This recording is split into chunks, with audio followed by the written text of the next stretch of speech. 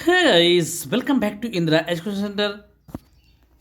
तो दोस्तों आज हम पढ़ने वाले हैं प्राचीन भारतीय इतिहास का क्लास नंबर 13। तो दोस्तों यदि आप लोग प्राचीन भारतीय इतिहास का इससे पहले की वीडियो नहीं देखे हैं तो डिस्क्रिप्शन में लिंक मिल जाएगा, वहाँ जाकर देख सकते हैं। तो दोस्तों आज हम पढ़ने वाले हैं जैन धर्म या महावीर स्वामी का पार्ट 2। यदि आप लोग पार्ट 1 नहीं देखे हैं तो डिस्क्रिप्शन में लिंक मिल जाएगा, वहाँ से आकर देख सकते हैं। तो दोस्तों पार्ट 1 आप जरूर देखिएगा, क्योंकि जब पार्ट 1 देखेंगे तभी पार्ट 2 समझ में आएगा। तो दोस्तों पार्ट 1 में हमने सामान्य जानकारी और जो बचे हुए महत्वपूर्ण तथ्य हैं उनको हमने पार्ट 2 में ऐड किया है। तो दोस्तों यदि आप लोग चैनल पर पहली बार विजिट कर रहे हैं या सभी विषय की फ्री क्लास पाना चाहते हैं तो चैनल को सब्सक्राइब करें, लाइक करें, दोस्तों में ज़्यादा शेयर करें। तो दोस्तों जैन धर्म के पार्ट 2 का पहला क्वेश्चन है कि जैन ग्रंथ कल्पसूत्र किसकी रचना है। मोस्ट इंपॉर्टेंट क्वेश्चन दोस्तों, यही क्वेश्चन बार बार पूछा जाता है कि कल्पसूत्र किसकी रचना है। तो कल्पसूत्र भद्रबाहु की रचना है।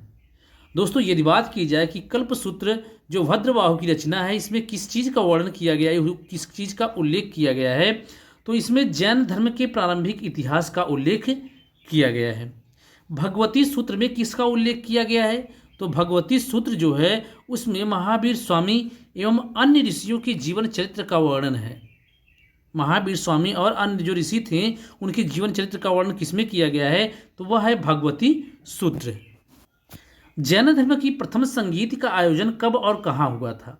तो दोस्तों मोस्ट इंपॉर्टेंट क्वेश्चन यह भी है कि जैन धर्म में बात की जाए कि कितनी संगीतियाँ हुई थी, तो 2 संगीतियाँ हुई थी। तो पूछ रहा है कि प्रथम संगीत का आयोजन कब और कहाँ हुआ था।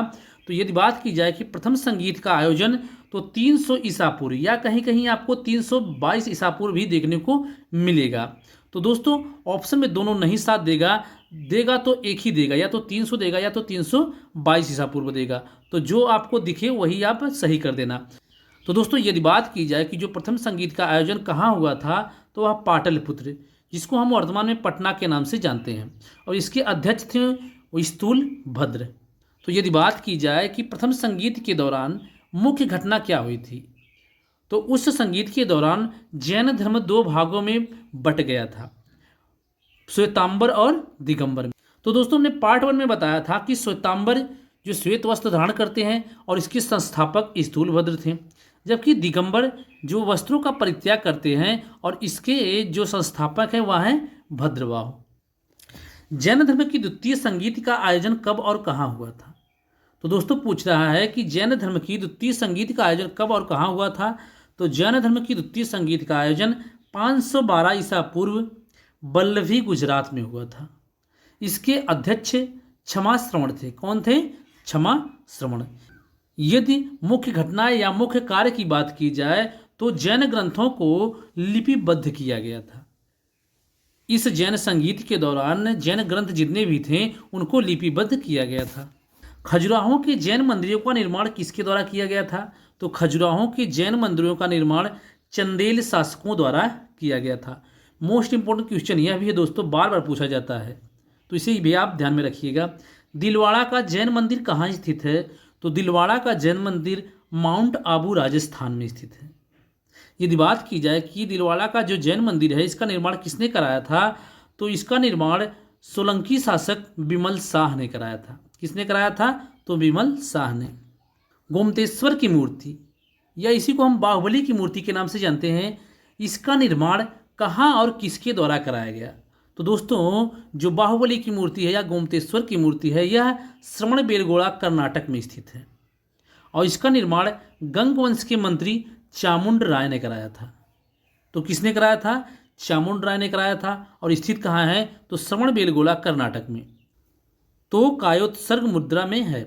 यह 18 मीटर ऊंची मूर्ति है और इसे एक ही चट्टान को काटकर बनाया गया है। इसकी खासियत क्या है? तो इसकी खासियत है कि इसे एक ही चट्टान काटकर बनाया गया है।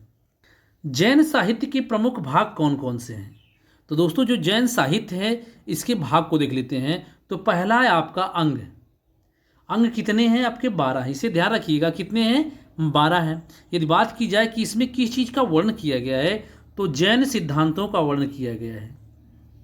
किसमें? तो अंग में। इनकी संख्या कितनी है? 12 है। उपांग भी कितने हैं? उपांग भी 12 हैं। यदि बात की जाए उपांग क्या होते हैं, तो अंग के विस्तार का वर्णन है। उपांग में अंग के विस्तार का वर्णन है। जिस तरीके से हमने देखा था कि वेद को जानने के लिए वेदांग पढ़ना पड़ता है या वेदांग की शिक्षा लेनी पड़ती, उसी तरीके से अंग को जानने के लिए उपांग पढ़ना पड़ेगा। तो कितनी संख्या है? 12 है। प्रकीर्ण कितने हैं? तो 10 हैं। कितने हैं? 10 हैं। यदि बात की जाए कि इसमें किस चीज़ का वर्णन है, तो ग्रंथों का विश्लेषण किया गया है। आपका अगला है छेद सूत्र, और छेद सूत्र की संख्या 6 है और मूल सूत्र की संख्या 4 है। दोस्तों यदि बात की जाए छेद सूत्र और मूल सूत्र में, तो दोनों में भिक्षु और भिक्षुणियों के लिए नियम और आचरण बताए गए हैं। तो नियम और आचरण किसमें बताए गए हैं? छेद सूत्र और मूल सूत्र में। जन सिद्धांतों का वर्णन किसमें है? तो अंग में है और इनकी संख्या 12 है। तो अंग के विस्तार का वर्णन किसमें है? तो उपांग में है और इनकी संख्या भी 12 है। और ग्रंथों का विश्लेषण किसमें है? तो वह है प्रकीर्ण में और इनकी संख्या 10 है। क्या जैन धर्म के लोग ईश्वर को मानते थे? तो नहीं, जैन धर्म को लोग ईश्वर को नहीं मानते थे बल्कि अस्वीकार करते थे। क्या जैन धर्म में आत्मा की मान्यता थी? तो यस, तो जैन धर्म में आत्मा को माना जाता था या आत्मा की मान्यता थी। क्या महावीर पुनर्जन्म एवं कर्मवाद में विश्वास करते थे? जो महावीर स्वामी थे, क्या वह पुनर्जन्म और कर्मवाद में विश्वास करते थे? तो यस, हाँ, वह कर्मवाद और पुनर्वाद में विश्वास करते थे। प्रमुख जैन तीर्थकरों के प्रतीक व चिन्ह क्या हैं? तो दोस्तों देखना है कि हमें जो प्रमुख जैन तीर्थकर थे उनके प्रतीक और चिन्ह से, बहुत ही इंपॉर्टेंट क्वेश्चन है दोस्तों। यहाँ से कई प्रश्न बना के आपको पूछे जाएंगे, या हम इस चीज़ को पढ़ रहे हैं जो यहाँ से कई प्रश्न तैयार हो जाएंगे। तो तीर्थकर, यहाँ पर तीर्थकर दिया है, यहाँ पर प्रतीक चिन्ह है और यहाँ पर क्रम दिया गया है कि किस नंबर के तीर्थकर थे। तो पहले हैं आपके ऋषभदेव। ऋषभदेव का प्रतीक चिन्ह की बात की जाए तो वह है साढ़। क्या है आपका? साढ़। यह किस नंबर के तीर्थकर थे? तो यह प्रथम तीर्थकर थे। दूसरा है आपका अजितनाथ। इनका प्रतीक चिन्ह है हाथी। क्या है? हाथी। और यह द्वितीय तीर्थकर थे, द्वितीय नंबर के तीर्थकर थे। तीसरे हैं आपके संभव। कौन है? संभव। और इनका प्रतीक चिन्ह है आपका घोड़ा। क्या है आपका? घोड़ा है और तृतीय नंबर की यह तीर्थकर है। संपार्श। कौन है? संपार्श। संपार्श का प्रतीक चिन्ह है स्वास्तिक और यह 7वें नंबर के तीर्थकर हैं। इसके बाद है शांति। क्या है? शांति। और इनका प्रतीक चिन्ह है हिरण है और यह 16वें नंबर के तीर्थकर हैं। अमरनाथ। अमरनाथ का प्रतीक व चिन्ह मीन है। क्या है? मीन। और यह 18वें नंबर के तीर्थंकर हैं। नामी। नामी का प्रतीक चिन्ह है नीलकमल। नील कमल और यह 21वें नंबर के तीर्थंकर हैं। अरष्टिनेम मोस्ट इंपोर्टेंट है। अरष्टिनेम का जो प्रतीक व चिन्ह है आपका शंख है। क्या है? शंख है और यह 22वें नंबर के तीर्थंकर हैं। पार्श्वनाथ, इनका प्रतीक चिन्ह है सर्प और यह 23वें नंबर के तीर्थंकर हैं। इसके बाद आते हैं महावीर स्वामी। महावीर स्वामी का प्रतीक चिन्ह है सिंह और यह 24वें नंबर के तीर्थंकर हैं। दोस्तों आपको कोई याद रहे ना रहे, लेकिन आपको यह अरष्टिनेम, पार्श्वनाथ और महावीर स्वामी के इनके प्रतीक व चिन्ह और यह किस नंबर के तीर्थंकर हैं, इसको आपको ध्यान में रखना है। तो दोस्तों पार्ट 2 में जैन धर्म से बनने वाले छूटे हुए महत्वपूर्ण तथ्यों को हमने ऐड किया था। तो दोस्तों यदि आप लोग पार्ट 1 और पार्ट 2 देख लेते हैं तो किसी भी लेवल की परीक्षा देने जाए या कोई भी परीक्षा देने जाए, आप इस वीडियो को 1 से 2 बार देख के जाइएगा।